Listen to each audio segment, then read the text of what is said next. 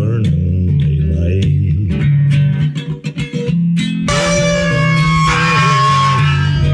Howdy there, I'm Matt McKinley and we're burning daylight. In the saddle till the job's done right.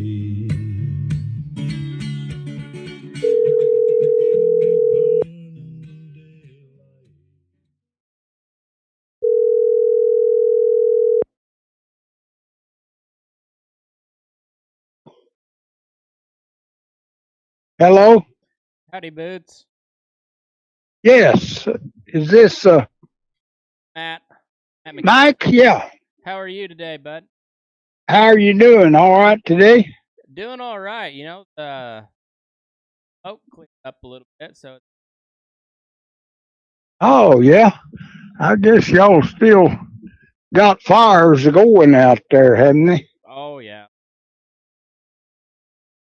Dixie, well, it's hard telling how many fires they got. There's a bunch, I know, Oh, boy.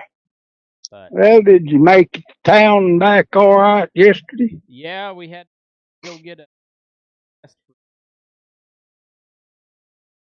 later. Yeah. It's been a hot one here. It's 101 right now by my time in the pickup over here where we've got some bulls, and I check this float every day to make sure it's not hung or something. And I just looked at that thing, says 101. That's That's pretty warm.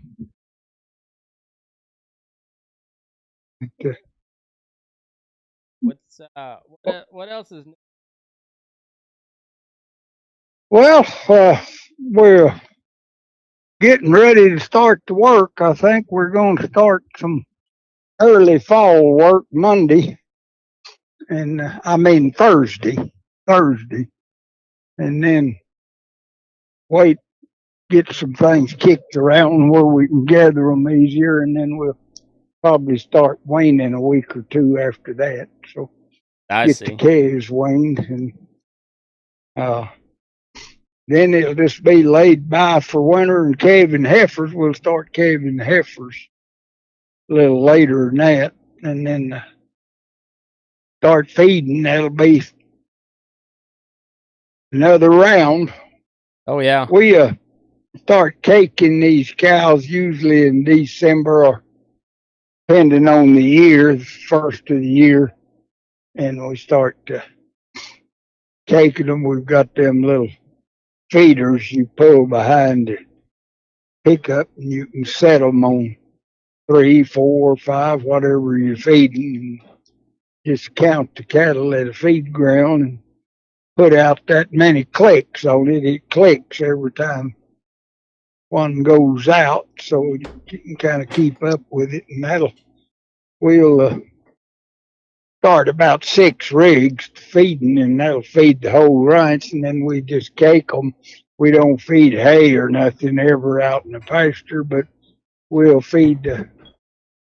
cake these things till usually in the last part of March. We can get something started to come in, we'll quit feeding them and get back to regular ranch work then. But the feeding is most of the ranches in this area feed cake on the ground, just behind the pickup. And Yes, sir. they got different percents depending on what they're feeding and how much they need. But we, most of it's 32% protein and got some other things in it. Just depends on the cattle that you're feeding, whether they're old cows or heifers calving or what, how much you give, and then depend on how good your country is, how much you have to feed. Oh yeah. How are the calves looking this year? They getting pretty fat? Huh? How are your calves looking this year? Oh, they look really good. They're as good as I've seen them in several years. I think we'll wean some really heavy calves. I think probably 575, 6 weights on a lot of these calves. Good calves. That's pretty good coming off cows. Yeah, that's And a them big calf. cows haven't been fed or hipped any, they're just on grass and got salt and mineral out, and that's all. Well, that's But good. That's a yeah, big calf. it'll be if we can get another rain or two along, keep things really going good, well, we'll be in good shape. We're in good shape right now, but we could use rain, and they've got a storm in on the coast down there and flooding a lot of people down there, drowning cattle and men too, I think. But I'm thinking that some of them usually out roll up here on us, but we haven't got it yet, and I don't know if our forecast shows rain in the next 2 or 3 days. It's kind of cloudy and got them things floating around that could get together and have a little shower. Oh yeah. That's what we need is a little rain, and we're getting dry enough and got a lot of really tall grass that we could have a fire. Lightning starts lots of fires in this country, and if we had one, it would probably be from a little thunder shower. And we haven't been worried about it because it's been so green that grass wouldn't burn very good. But we've had 2 or 3 little lightning strikes and start a little deal, and they just fizzle out by the time you could get the fire truck down there or something. But I don't know. Right now, I think it would burn pretty good if you got a good strike in a heavy grass place. But that's part of it. And Oh yeah. we usually some of us get out. We kind of take turn get out and watch when we're having a lot of electricity. Well, we just get out on hills and watch for smoke, and then we can holler and they can get fire truck over there or a maintainer. A maintainer's about the best thing to fight a fire with in this country, because you can just cut a right of way around it and let it burn. Yeah. And we've got a real good maintainer, and then we've got a couple of those big yellow tractors with them buckets on them that we use cleaning out tanks and grubbing brush and stuff. And they're good to fight fires with. Turn that bucket upside down and just pull out around it, and you just kind of like a blade fixing a little deal around the fire, so it works pretty good.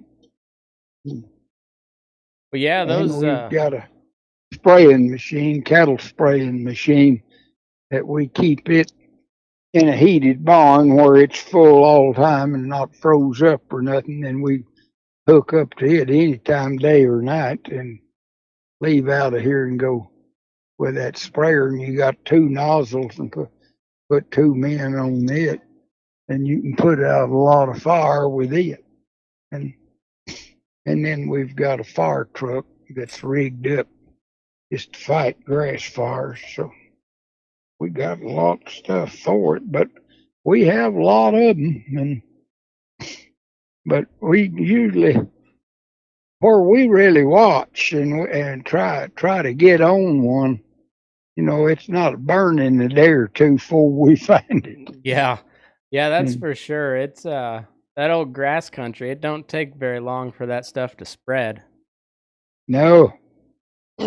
Depending on the wind and the country, and in some areas here, well, it can really move on, and a lot of places it's not real accessible with vehicles, so we try to get the maintainer in there because he can go just about anywhere besides off the bluff. And that thing cut a right away around them and then just let it burn out inside that thing. We have been really fortunate this year as we haven't had any bad ones that burn off. We've had a lot of them here that was pretty tough, but this year they've been pretty mild.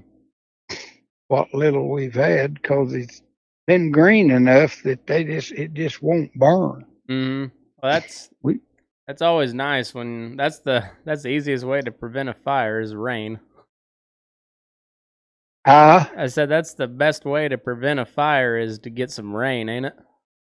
Yeah, you bet. Yeah. Yeah, that's the best thing for a fire. You know, them things, when you can control them and know where you're at, they do the country good because they burn all that little old trashy brush and stuff off and kill a lot of them little old cedars and stuff, and it's good for the country. We used to do a lot of controlled burns, but we'd get the wind, we'd have it set up to where we're ready to go when the humidity's below so and so and the wind's below so, or wind's blowing, while we'll put a maintainer blade around the area and then set that on fire. And it really controls the underbrush and stuff good. That's the way the Indians handled it, you know. Oh yeah. Well, that's I think really the biggest problem there in California. You know, on the news and stuff, they'll say it's climate change, but shoot, they don't let them log it anymore. They don't let them graze it like they used to, and you just get so much of that underbrush and dead trees and whatnot, and there's no controlled burns anymore, and so then it's just a matchbox waiting to go off. Yeah, I've seen a lot on television and stuff about that, and seen fellas talking that they used to, when they used that country more and done this and that, why they control them things a little better than now, because they say there's so much stuff that some of those areas where the people in charge of it want that stuff on the ground, and it's hard to control that when it gets fire. Yeah, I read something here a while ago. There was when Yellowstone caught on fire here, 10, 12 years ago or whatever. After that burn, there was a flower they thought that was just extinct that came back up, and it turned out those seeds from that flower needed the heat from the fire to germinate, and so there was flowers they hadn't seen in over 100 years there in Yellowstone, and just because there was no fires, and some those fires sometimes are necessary. Yeah, I think that's sure right. I know in this country here of ours, if it wasn't for the fences, why we could burn a lot of it off and really help it, but it'll burn these fences up. We got a lot of wood post fences, and you either have to kind of get a blade or two down the side of them where you can save your fences if you're going to do a controlled burn. And we've had controlled burns here that was supervised by like Texas Tech professional brush crew. Yeah. And them get away from them and burn off 30 or 40,000 acres that wasn't in the plan. Yeah, that's of course then people don't want controlled burns anymore when that happens. Yeah. But yeah. It's I don't know, it's one of those things I think people can argue about it all all day long and never come up with a good solution though. Yeah. course, the best thing now with this country settled up and stuff like it is to just control them and try to, like we do, we stay on top of them. If we have a little cloud roll in here late this evening and go lightning, we'll have a man or two out on high heels watching, and they can call in and say we've got a little smoke over here on Croton Creek or something. Well, we can get a crew down there right quick and control it before it gets out of hand. But if you get them things started in the night, or a lot of times where you've had a fire going and get it out, and everybody goes in about 2 or 3 o'clock the next day, that thing will start. It'll have a little red root or two burning down in between some rocks, and the wind will get blowing a little on it, and it'll reheat that thing up and start the same fire back again if it's on the edge of the fire where there's material there to burn. Mm-hmm. Yeah, I know that's always kind of one of those big problems with these forest fires here. Is I think they have it out, and there'll be a couple of hot spots that spark back up, and off it goes again. And boy, it just gets. Whew, I think that Dixie fire over there, they said it's at 750,000 acres right now, last I heard. And boy, I just know we haven't had a clear day, a real clear day, since probably first part of June. It's just been just hazy and smoky for. Yeah, there's just not. They don't get any breaks on controlling one like that. No, We have a good many, not excessive, but we have some started here from the highways where people. We've got a highway that intersects this ranch. It comes right straight in from the north, goes out south, and one comes from the west and goes out east, and it crosses here at Guthrie. And we have people have a blowout or trucks running with flat tar on it, and it catches fire and then starts a fire, Mm-hmm. And we try to keep right of ways pulled. The state's good about pulling them, and then we have our maintainers, when they've got slack time, drag them fence right of ways up and down them highways where a lot of fires start in that bar ditch and burn to that right of way that we've got cut, and that but it goes out before it gets out in the ranch. But sometimes they'll jump them, or a little old whirlwind will throw some kindles across that little blade you got there, and it's gone again. Yeah, I've seen a good many fires in the car. I've had 2 or 3. One of the worst fires we'd had here in years. A car caught on fire and just pulled off. He caught a fire and pulled off in the bar ditch and jumped out. The car burned up, just was a hull sitting there, but it set on a big fire that burned up several thousand acres before we could control it. But and you know what? It wasn't necessarily anything that guy could help. His car just something happened, caused it to catch on fire, and he said bailed out, and he's way out in the country, and the thing would be a burning good before anybody knew it. Oh yeah. Yeah, there's not much you can do about it there. It's just you don't want to get burned up for sure. But cigarettes don't start like so many people think, people throwing cigarette out, but everything's got to be perfect from where it lands and the way the wind's blowing and everything else for just a cigarette thumped out to start a fire. You can't hardly, if you just lay one down out there, you can't hardly start a fire with it.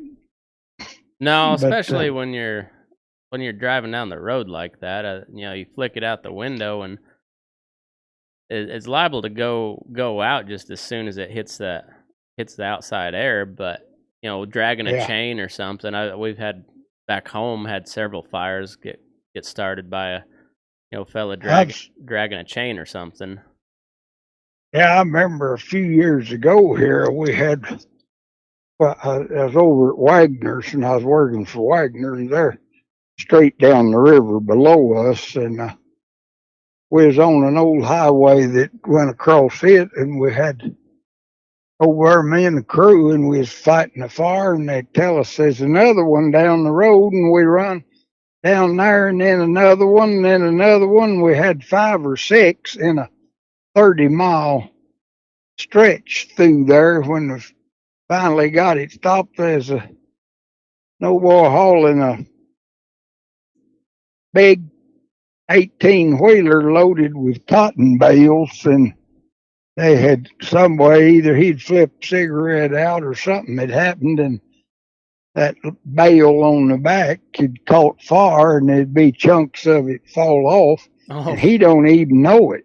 oh man. And that would start fire out of the bar ditch into the pipe. We put, like, I don't remember, it's been several years ago, but we put 5 or 6 fires out, and we just get one out, and it says another, and it's straight down the highway, and you see where they're starting.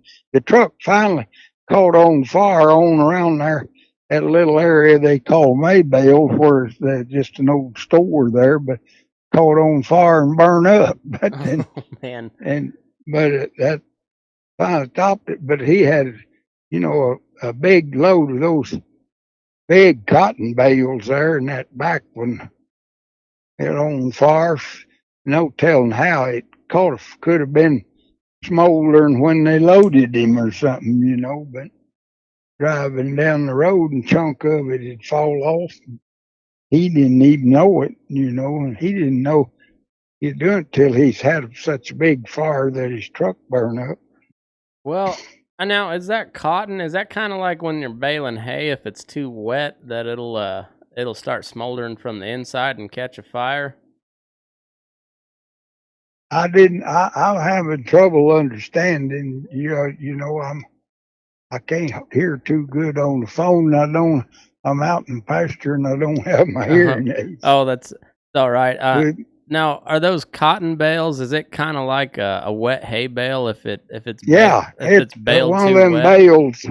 One of them bales of cotton's about like one of them, comparable to just a big bale of that alfalfa, about the same size and everything as one of those great big tractor loading bales. Mm-hmm. And so if they bale it too wet, then it gets too hot on the inside and catches a fire. Is that kind of? Yeah, it could. That does happen. I think they even had incidents where something had happened where there's baling cotton, and they baled a deal, and it'd take it several hours to smolder out of there, and wouldn't know it was a fire. Mm-hmm. Yeah, there was a couple semi loads of hay here, I think 2 years ago.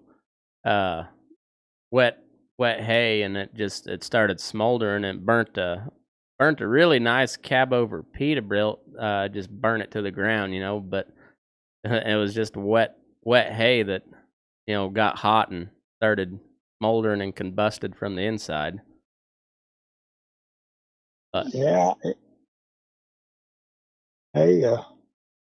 there's all kinds of things that causes them things, and I've seen people going to them cotton gins where they bale cotton, and they some way in the baling while they have the trash and seeds come out, and they let farmers get a wagon load of that, and they take it out in their pastures, and them cows will eat that trash and seed, and it's protein, Mm-hmm. But they say that you have to be careful. Or if I used to know a fellow that's telling me about it, said he'd tell his men, if you heard they had a fire at the gin last night, or anything, don't take any of them trailers out, 'cause it may be down in there and it'd be 2 or 3 hours later that it'll start smoldering out of there Oh yeah. and you have a fire and you already unhooked in the pasture and left it and left, and so they have some of that kind of trouble. I've known of over around Burnin where they raise cotton, and at Paducah up here above us, we don't have much farming in this county, and so it's not a problem now for us. But Yeah. It's yeah. There's so many different ways they can those fires can get started, but yeah, it's I think that big fire over in California, they found some old lady that set it on purpose. I don't know if she's an old lady, but some lady, crazy lady, obviously, set that fire on purpose. And if they find somebody that's done something like that, they ought to hang them to the high tree, and I think so. because that's terrible that a body would do something like that. It's just destructive to the country and the people, and then you lose a few lives and livestock. Horses are really vulnerable to them things because so many places where people keep them pinned up, they hurt up in the corrals. But Yeah. You ever come across anything like that when you were a ranger? no, I don't. I can't think offhanded of. We had a fire here 4 or 5 years ago that burned up a lot of country. One of the big fires of the century, and we lost 2 or 3 lives. One young man that I knew a lot about his family horseback out in. He went back in there to try to get some gates open, and the thing switched on him and caught him coming out of there, burnt him and his horse both up, and found him just. He was alive when his dad found him, but he died shortly thereafter, and the horse died too. Oof. And had a girlfriend that was a registered nurse. She was on a 4-wheeler trying to go through there with him. They was opening the gate to get some cattle out, and it burned her up too. And that is just up here, all 150 miles north of us. But usually in this country, that was the thing on that one that was so ferocious was had a lot of ground cover, and then the wind was ferocious, and the wind changed while they were down in there and turned it around, and it burnt another fellow up that was in there with them. Yeah. But ordinarily in this country, you'd be able to handle a deal like that, and then this was a real fine young man, an athletic fellow, good cowboy on a horse. It seems impossible that he could get caught that way, but I think that thing just turned and whooped around there, and the wind was blowing it, and it just overrun him before he knew it. And I went to the funeral, and it burned up a lot of country and some cattle and houses and everything else. And it was just I can't remember, seemed to me like maybe the wind whipping power lines together might have started. I've seen that happen 2 or 3 times in my life, them big high power lines, and the wind get to whipping them, and they click together between 2 posts, and the sparks fly to the ground and start a grass fire. Yeah. And yeah, there's any number of ways. Say, I was gonna ask you, when you were law enforcement, did you come across a lot of cattle rustling, or was it pretty tame? I mean, did you come across a lot of cattle thieves, or no? Well, I can't. I'm just not understanding you real good, Mike. Um, well, when you were you know with the when you were law enforcement, did you have to take many cases with cattle rustling? No, I never was that I can remember involved in anything like that. I did help out on a fire or two where, we had a lot of damage to some things, but I never was involved in where we had somebody criminally involved in one that I can think of just sitting here. Uh, we we were the same way. I was the Cattle Raisers Association, and they were on top of grass fires and anything uh, that would cause them or start one that they had any knowledge of. You had the inspectors. I was an inspector. Well, we'd have told people that got word to them that that was a threat or something, or somebody. But I don't remember ever having a guy that we thought was responsible for anything like that. And Now, but now how about stealing cattle? Did you have many cases of that when you were in law enforcement? have done what now? Did you have to did you have many cases where guys were stealing cattle? Oh yeah, yeah. I worked on a lot of deals where with stealing cattle, and I've testified in court and testified before grand juries to get indictments to try people on cow theft when I was involved in that stuff and done quite a bit of it. Had several deals where we got a conviction for somebody and over cow theft, but it wasn't like many people think the old days they drove the herd off and took them to Mexico. Usually somebody steal a couple of yearlings out of a corral, something along the highway or a place where they knew there wasn't anybody there, and take them to a sale.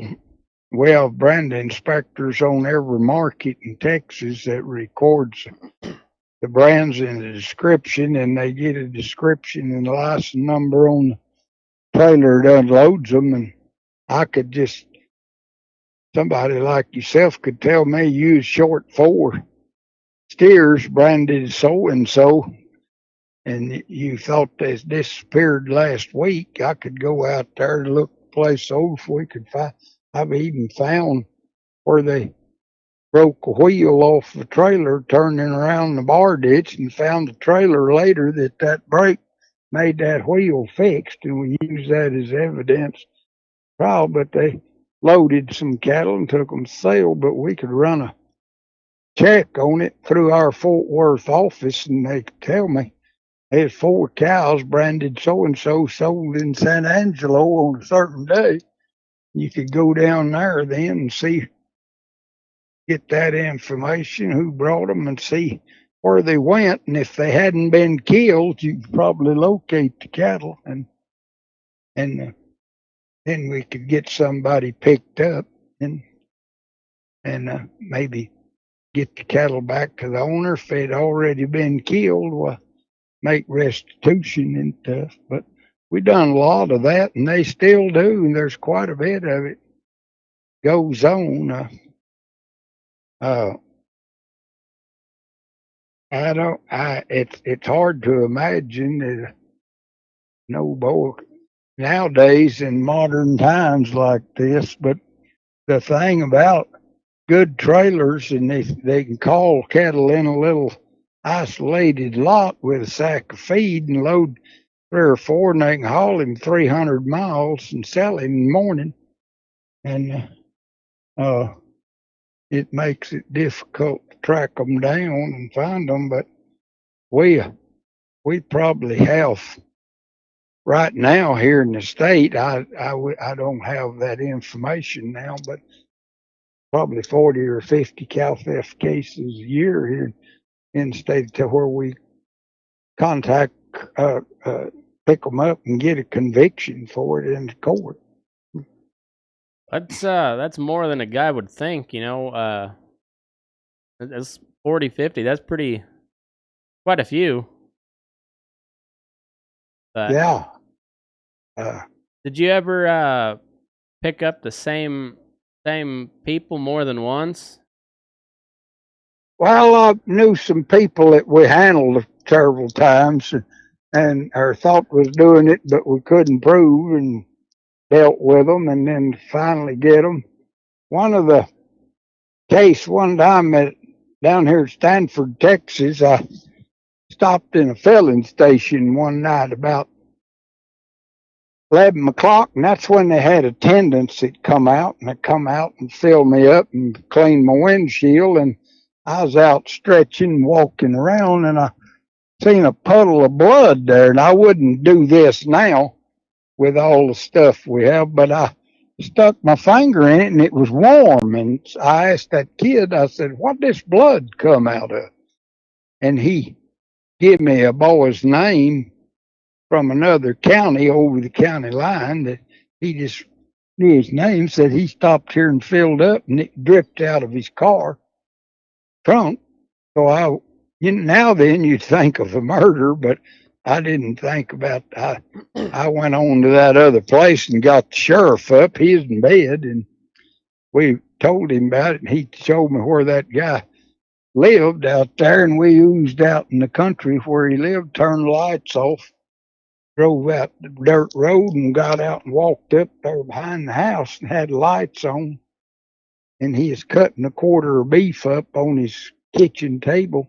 So we announced ourselves and went in, and then he told us he had shot a yearling there in the edge of Stanford in the brush down on the creek in a guy's lot and just cut a hind quarter out with a chopping axe and his knife and throwed it in the back of his car, and the rest of it was still laying there the next morning when I went down there and got the old boy to own the place. He didn't even know anything had happened, but we got a conviction on him just for stealing the beef.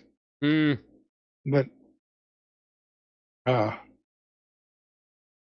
I had several cases where I even had the DA to get me to go before a grand jury and testify as an expert witness on whether it's feasible that a cow could travel that far or something, you know, that'd show up in the guy's place and him claim he didn't know it and stuff like that. But they still work. That's their primary. And every month in the Cattleman magazine, there'll be 3 or 4 cases where they turn it in that they finish or where they convict somebody for cow theft in the state. And horses, seen steal horses, sheep, hogs. I caught an old boy one time stole a bunch of hogs. The people called me that all their hogs is gone to go over there, and I come over that morning and we got in the hog pen looking. I was looking for any kind of evidence and found his billfold. It fell out of his pocket while he was loading them hogs. I called the sheriff. He's 100 miles down there where that county was, and he knew him, and he went out there to his place, and he had the hogs in his pen. Oh, jeez. And so got him, but I don't want to call names on something like that. It's been 40 years ago, 50, and they've paid their debt to society. So, you know, if he would have been a little savvy, he could have left a few of them hogs behind, and they would have probably ate that billfold, and you might not have caught him.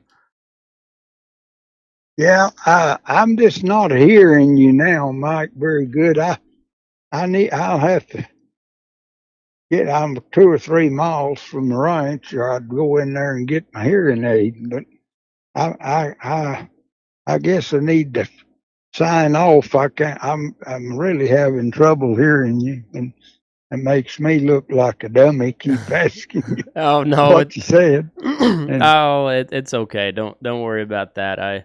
It's uh, it's all good. but I have trouble on the phone hearing, and unless I'm just looking at you, talking to you, I can do pretty good. But I've got good hearing aids, but I hardly ever wear them. And the men jump on me once in a while there on the bunkhouse porch of the morning. Go get your hearing aids, they'll say. So I wear them out there sometimes till we leave to go saddle up, and then I put them up.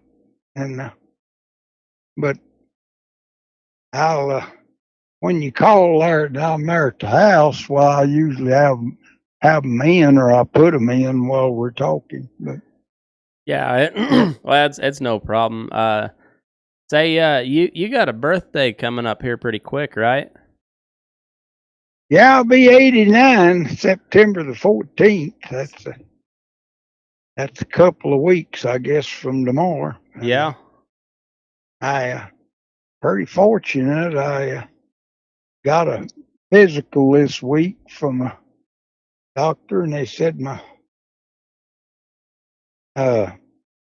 blood pressure was 126 over 78. I think's what they said. They said that would be good if I was a high school athlete, and my cholesterol. They said total cholesterol was 139, and they said anything below 170 we think's perfect. So my daughter, I've been telling her I was worried about that cholesterol check because I probably been eating too much bacon. But she told me, well, with that 139 total, you can eat all the bacon you want. So there you go. I'm back in business. So. You bet. Well, just good, clean living, Boots. That's all it is. And he told me that I was doing really good. He'd like to see me, and this is unusual for a doctor. He told me he'd like to see me in a year, and that when that appointment comes up and you're doing real good and don't want to mess with it, well, just call us and cancel it. And so that's probably what I'll do if and I don't know. Another year, that's a long time on a man to 89. I'll be 90 then. So, well, I'm either going to have to get some more horses or quit going one. Well, one of these days you might turn into an old man, but I don't know when. Yeah, I think I'm getting there, but I still the only thing that saves me on that, I think, is I'd be real easy to retire. I've got a good retirement thing through the ranch, and I could move to town tomorrow and live comfortable to however long I was there. But I still look forward to going, and I just asked the boy a while ago what we're going to do Thursday morning when we started. Told him which horse I'd want to be sure and have up, because I'd want to ride him down there. And so, I don't dread that we're going to do so and so tomorrow. I enjoy it, and they're really good to me here about giving me the short side of the drives, and tell me sometimes when we come in and eat and everybody's give out and they're going to have to go back a couple of hours and do something, they tell me to stay there, and sometimes I do. But well, it's still making a hand at 88, so that's a good thing. But I'll talk to you later, and I'll have my hearing aids in. All right, sounds good, Boots. I'll give you a call on Sunday. Thank you for calling. You bet. We'll talk to you later. Bye bye. Bye.